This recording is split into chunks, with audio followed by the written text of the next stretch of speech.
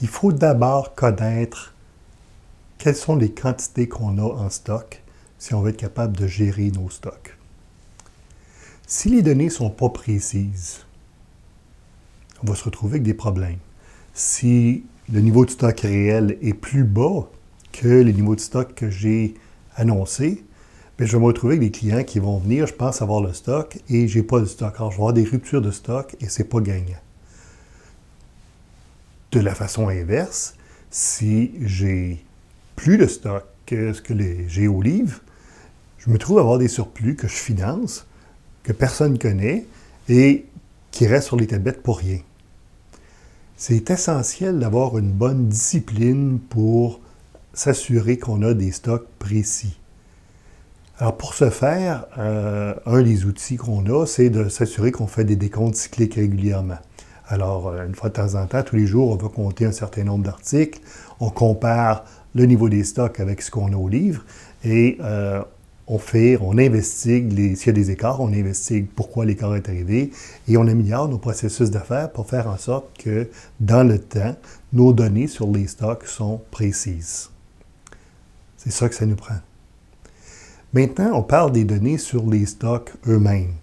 Il faut aussi que les données sur les stocks en commande soient précises. Si je pense qu'il y a beaucoup de commandes, qu'il y a beaucoup de stocks qui s'en vient sur mes commandes, je ne commanderai pas.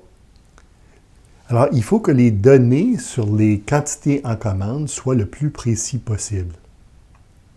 De la même façon, si j'ai du stock réservé, il faut qu'à un moment donné, on fasse le ménage dans le stock réservé. Parce que si ça fait 18 mois que le stock est réservé, bien, les chances sont qu'on n'en a pas vraiment besoin. Alors, tout ce temps-là, on garde du stock pour rien sur nos tablettes.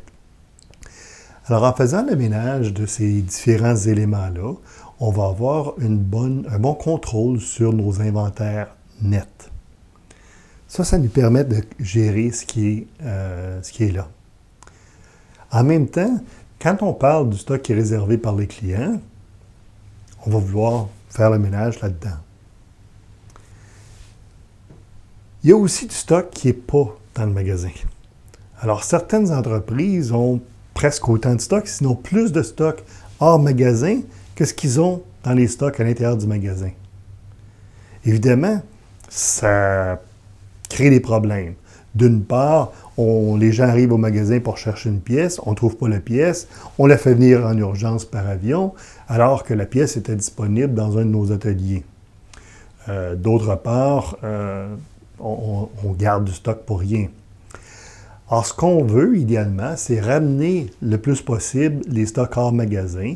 Tout ce qui n'est pas immédiatement utile à l'opération, on veut le ramener en magasin.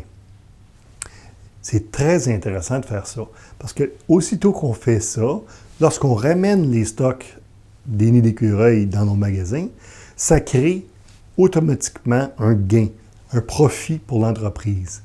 Alors, on est capable de réaliser un profit soudainement d'1 million, comme ça, sans avoir fait d'autre chose que juste ramener le stock en magasin. La bonne nouvelle, c'est que la deuxième année, on va continuer d'avoir des gains pour ce changement-là. La deuxième année, j'ai des gens qui viennent consommer de l'inventaire, mais je n'ai pas besoin d'en acheter autant parce que mon stock, il est en tablette. Alors, le volume des achats va diminuer de façon importante et l'organisation est gagnante.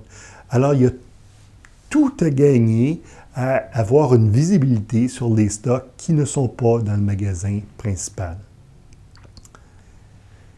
Avec des bonnes données, on va être capable de bien gérer nos min-max et IMAF va être à même de vous donner tous les bénéfices que vous recherchez.